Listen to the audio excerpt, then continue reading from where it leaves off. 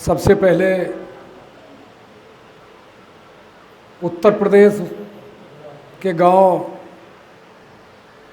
फकाना ज़िला बुलंदशहर में मैं डॉक्टर देवेंद्र भलारा जी का अपनी तरफ से आप सबकी तरफ से हार्दिक स्वागत करता हूं।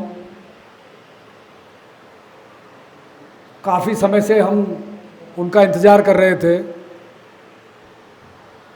हम अपने दिल और दिमाग को खोल करके बैठे हैं। जो बातें हमको यहाँ मिलेंगी वो हमारे दिल दिमाग अगर खुला रखेंगे तो हमारे जीवन को एक सार्थकता प्रदान कर सकती हैं। ऐसी बातें, ऐसी जानकारी, ऐसे जो हमारे साथ षड्यंत्र हो रहे हैं वो सारे षड्यंत्र हमको यहाँ सुनने को मिलेंगे और हम उनको कैसे उन षड्यंत्रों से बच कर के अपने आप को इस मानव जीवन के उद्देश्य को पूरा करने के लिए हम कैसे उपयोगी बन सकते हैं, वो सारी जानकारियाँ यहाँ मिलेंगी। तो थोड़ा मैं संक्षेप में डॉक्टर साहब का परिचय और जनता सरकार मोर्चा का ध्येय क्या है, उद्देश्य क्या है, जनता सरकार मोर्चा चाहता क्या है, इस विषय को मैं बहुत संक्षेप में रखने का प्रयास करूंगा। डॉक्टर देवेंद्र भलारा एक हरियाणा के करनाल जिले में उनका गांव पड़ता है और आपका पूरा जीवन शिक्षा से जुड़ा हुआ है। आप एक शिक्षक रहे हैं और प्राइमरी में भी आप टीचर रहे। पूरी शिक्षा व्यवस्था को आपने जाना और समझा है और वो देख करके कि भाई शिक्षा व्यवस्था से देश का उत्थान नहीं पतन नहीं होने वाला है और इस देश की जो पीढ़ी है वो भारत और भारतीयता को, शिक्षा व्यवस्था ही ऐसी है कि भारत और भारतीयता को भुलाना ही शिक्षा व्यवस्था का ध्येय है। तो उसको छोड़ करके आज वो गांव-गांव दर-दर की ठोकरें नहीं, एक जज्बा है मन में कि इस भारत को पुनः वो स्थान दिलाना है। उसके लिए चाहे जो हो इसी समाज से लोग निकल करके आएंगे। तो मैं ये डॉक्टर साहब का मैंने बहुत छोटा सा परिचय दिया, बहुत लंबे वाले, बाकी तो वो अपने आप में एक परिचय है। जब आप सुनोगे तो आप समझोगे कि डॉक्टर देवेंद्र भलारा जी क्या हैं। लेकिन जो जनता सरकार मोर्चे का गठन हुआ है उसके डॉक्टर साहब फाउंडर मेंबर हैं। बहुत सारे जागरूक लोगों ने जो समाज के प्रति, देश के प्रति, जिनके अंदर दर्द है, दुख है, देश की जहां सोने की चिड़िया था देश, दुनिया के लोग शिक्षा, चिकित्सा, कृषि, विज्ञान, तकनीक सब कुछ सीखने भारत आते थे। आज भारत की ये दुर्दशा कि हर व्यक्ति कर्ज में है, हर व्यक्ति परेशान है, हर व्यक्ति दूसरे पर आश्रित है, डिपेंड है, आपस में प्रतिस्पर्धा है, एक दूसरे को खाने की, लूटने की, भ्रष्टाचार की चरम पर है। ये सारी स्थिति जो बनी है वो क्यों बनी है, उसका कारण क्या है और उसका समाधान क्या है, तो ये सारे विषयों पर आपको यहाँ सुनने को मिलेंगे। लेकिन जनता डॉक्टर साहब का जो और जनता सरकार मोर्चे का जो गांव-गांव जाने का, घूमने का जो ध्येय है वो मैं आपके बीच में रखूँगा। मैं इतिहास से, जो भारत का प्राचीन इतिहास है, वहाँ से दो घटनाएं लेकर के मैं आपके बीच में और रख करके मैं अपनी बात समाप्त करूंगा, ताकि एक भूमिका के रूप में डॉक्टर साहब की बात जो आप सुनेंगे तो उसको अपनी भारतीयता से जोड़ करके आप अच्छे से उसको ग्रहण कर सकें। ये मेरा ध्येय है और जनता सरकार मोर्चे का ध्येय है, वो भी आपके स्पष्ट वो समझ में आना चाहिए। देखिए, एक प्रसंग है राम का और रावण का, वो आप सब उससे परिचित हैं। आपने धारावाहिक भी देखा और घर घर में आजकल तो राम कथा और वो अखंड रामायण के पाठ वो होते रहते हैं, तो उस घटना से सब जानते हैं। देखिए, राम के पास, राम और लक्ष्मण अपने भाई को लेकर के जब अयोध्या से निकलते हैं तो वो पूरे भारत में घूमते हैं। चूँकि पूरा भारत राक्षसों से ग्रसित था, राक्षस प्रवृत्ति, राक्षस फिर पूरे भारत को जो है वो ऋषि मुनियों को भी यज्ञ हवन वो नहीं करने देते थे, मतलब त्राहिमाम मचा रखा था। तो भारत को राक्षस विहीन करने के लिए अयोध्या से राम निकले और निकल करके समाज से उन्होंने ऐसे लोगों को लिया गांव-गांव जाकर के, और अंत में जब वो लंका जाते हैं तो लंका में आपने पूरी राम का पूरा वो सुना है। राम के पास ऐसे ऐसे सैनिक थे, आप सुन करके आप हैप में रह जाएंगे, आपने सब सुन रखा है। लेकिन मैं दो उदाहरण देता हूँ। राम के सेना में एक व्यक्ति था जिनको कहते थे हनुमान। वो जब लंका गए, सीता का पता लगाया और उन्होंने रावण के पुत्रों का वध किया और भी राक्षसों का वध किया। अंत में वो मेघनाथ उनको अरेस्ट करके वो ले जाता है रावण के दरबार में।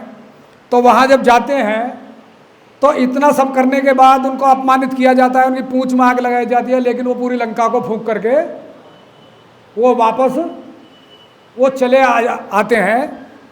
तो ये काम तो पहली बार में ही लंका में कराए थे। उसके बाद एक घटना आती है जब लक्ष्मण को शक्ति लगती है। तो जब लक्ष्मण को शक्ति लगती है तो हनुमान क्या करते हैं, लंका से उड़ते हैं और कहाँ जाते हैं, उत्तरी भारत, हिमालय में संजीवनी बूटी लेने के लिए। लेकिन वो पहाड़ को ही उठा करके ले आते हैं। जब पहाड़ को उठा करके ले आते हैं तो ऐसा सैनिक राम के पास था।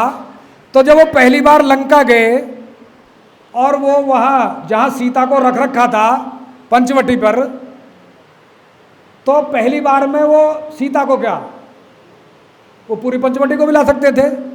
जब पहाड़ वहाँ से ला सकते हैं पूरी, हाँ अशोक वाटिका को पूरी को उठा कर ला सकते थे, लेकिन वो काम उन्होंने वो नहीं किया। दूसरा एक उनका सैनिक गया, उसका नाम था अंगद। अंगद ने क्या किया, रावण के सभा में पैर जमा दिया। और राम पूरी लंका में ऐसा एक भी सैनिक नहीं था, एक भी उसके राक्षस नहीं था जो अंगद के पैर को उठा सके। तो जब ऐसा भी सैनिक था, लेकिन वो तो लंका को नष्ट कर सकता था, हनुमान और अंगद दोनों ही काफ़ी थे, लेकिन फिर भी उन्होंने वो नष्ट वो नहीं किया। सीता को लेकर युद्ध हुआ पूरा, आपने वो देखा होगा। तो वो क्यों नहीं हुआ ये हमको सोचना चाहिए, जबकि वो हो सकता था, युद्ध की जरूरत नहीं थी, वो सारा काम हो सकता था। लेकिन राम का उद्देश्य वो नहीं था। राम का उद्देश्य राक्षसों का संहार नहीं था, वो ध्येय नहीं था। राम का उद्देश्य था कि जो राक्षसों ने व्यवस्था बनाई हुई थी उस व्यवस्था को नष्ट करना, ना कि राक्षसों को नष्ट करना। राक्षसों की जो व्यवस्था थी उस व्यवस्था को नैस्तो नाबूद करना, यह राम का ध्येय था। और उसके लिए उन्होंने जो नीति अपनाई, क्या नीति अपनाई, अगर मान लो रावण को या राक्षसों को नष्ट कर देते तो वो जो व्यवस्था वहाँ चल रही थी वहाँ क्या होता, जब कोई शासक नहीं होता तो वहाँ क्या होता है, जो बांग्लादेश में हुआ है। बांग्लादेश में शासक नहीं, शासक खत्म हो गया, लेकिन उस शासक जो हटा वहाँ से, उसको हटने के बाद कोई वैकल्पिक व्यवस्था नहीं थी। जब वैकल्पिक व्यवस्था नहीं थी तो वहाँ अराजकता फैल गई। तो इसी तरह अगर राम तमाम राक्षसों को पहले उसमें ही नष्ट कर देते तो अराजकता फैल जाती। तो राम ने क्या किया, रावण को मारने से पहले, राक्षसों को मारने से पहले विभीषण का राज तिलक कर दिया था उन्होंने। पहले वैकल्पिक व्यवस्था दी, उसके बाद उन्होंने राक्षसों का संहार किया। ये था राम का उद्देश्य कि हमको एक राम राज्य की व्यवस्था वो देनी है। एक उदाहरण, चूंकि उन्होंने जब बाली का वध किया ना, तो बाली का वध करने से पहले राज तिलक कर दिया था किसका, सुग्रीव का। वहां भी उन्होंने पहले वध करने से पहले वैकल्पिक व्यवस्था किष्किंधा को और वहां के राज्य को वो दे दी थी। तो विकल्प देना बहुत जरूरी होता है, वरना अराजकता फैलने का पूरा खतरा होता है। तो ये दो उदाहरण, विभीषण का राज तिलक किया, सुग्रीव का राज तिलक किया। एक दूसरा व्यक्ति भारत में हुआ जिसके साथ भारत की जनता ऐसे खड़ी थी प्राण न्यौछावर करने को तैयार, और वो था महात्मा गांधी। महात्मा गांधी के साथ पूरा भारत खड़ा था। अगर महात्मा गांधी एक आदेश दे देते तो क्या होता, अंग्रेजों को एक ही दिन में यहाँ से साफ किया जा सकता था। लेकिन उनको भी क्या था कि हमको यहाँ ये जो अंग्रेजी व्यवस्था, अंग्रेजों को ख़त्म नहीं करना है। अंग्रेजी जो व्यवस्था है, इन्होंने जो व्यवस्था लूट की, भारत को गुलाम बनाने की जो व्यवस्था स्थापित की है, उस व्यवस्था को ख़त्म करना है। उसके लिए महात्मा गांधी की लड़ाई थी। वरना अंग्रेजों को तो वो जब चाहते जब ख़त्म करा देते, लेकिन फिर वही अराजकता फैलती। महात्मा गांधी का नारा था स्वराज्य, पूर्ण स्वराज्य, और उनका नारा था ग्राम स्वराज्य, कि शासन जो है वो गांव के हाथ में वो रहे। इसलिए जनता सरकार मोर्चे का जल, जंगल, जमीन और जानवर, इस पर निर्णय लेने का अधिकार केवल गांव का हो। सरकार इसमें कोई हस्तक्षेप ना करे, कंपनियां कोई हस्तक्षेप ना करे। जल, जंगल, जमीन और जानवर, इस पर निर्णय केवल और केवल गांव ले, अन्य कोई हस्तक्षेप ना करे। तो महात्मा गांधी का जो उद्देश्य था वो भी वही था, राम राज्य की स्थापना, पूर्ण स्वराज्य की स्थापना और ग्राम स्वराज्य की स्थापना, वो महात्मा गांधी का था। आज लेकिन महात्मा गांधी अपनी योजना में वो हो गए फ्लॉप। चूंकि उस टाइम अंग्रेजों के साथ जब अंग्रेजों ने निर्णय कर लिया भारत छोड़ने का, तो जिनको सत्ता पाने की बहुत जल्दी थी सत्ता पाने की, उन्होंने ये नहीं देखा कि हमको ये व्यवस्था बदलनी है जो अंग्रेजों ने स्थापित की है। उस व्यवस्था को बदलने की, उनको सत्ता पाने की वो जल्दी थी, और सत्ता के चक्कर में वो व्यवस्था अंग्रेजों की बनाई हुई आज भी बादस्तूर हम उसको झेल रहे हैं। वो व्यवस्था आज भी चल रही है। जो अंतिम वायसराय था अंग्रेजों का, लॉर्ड माउंटबेटन, उसकी जगह उस टाइम नेहरू बैठा, और आज उसकी जगह जो देश का प्रधानमंत्री है वो बैठा। व्यवस्था वही चल रही है, कोई व्यवस्था में परिवर्तन नहीं है।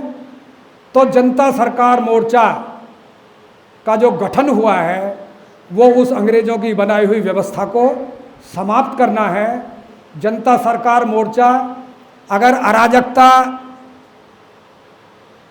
का फिक्र ना करे, तो जनता सरकार मोर्चा जो 18 दिन महाभारत में लगे थे, तो 18 दिन में सारी व्यवस्था को ध्वस्त किया जा सकता है। लेकिन व्यवस्था को ध्वस्त तो जनता सरकार मोर्चा कर देगा, लेकिन जो अपनी व्यवस्था है, भारतीय व्यवस्था, जो अपनी, जब भारत सोने की चिड़िया कहा जाता था, भारत एक आदर्श देश था, दुनिया इसका मार्गदर्शन लेती थी, वो भारत बनाना है।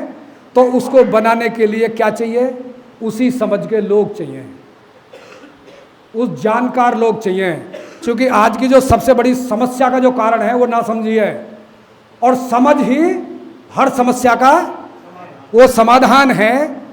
और जनता सरकार मोर्चा जो गांव-गांव में डॉक्टर देवेंद्र भरारा जी के नेतृत्व में वो घूम रहा है, वो केवल इसलिए कि इस देश में अभी भी गांव में वो लोग हैं जो भारत को समझते हैं, जो भारतीयता को समझते हैं, जो अपने सुख सुविधाओं को छोड़ करके राम की तरह, लक्ष्मण की तरह, गांधी की तरह, भगत सिंह, सुभाष, बिस्मिल, अशफाक, सुभाष चंद्र बोस की तरह घर छोड़ करके इस देश और धर्म के लिए, अपनी संस्कृति के लिए, अपनी परंपरा को लिए, अपनी स्वराज्य के लिए जो जानते हैं, लेकिन उनका उपयोग नहीं हो रहा है, उनका उपयोग हो और इस भारत में अपनी व्यवस्था को स्थापित किया जाए।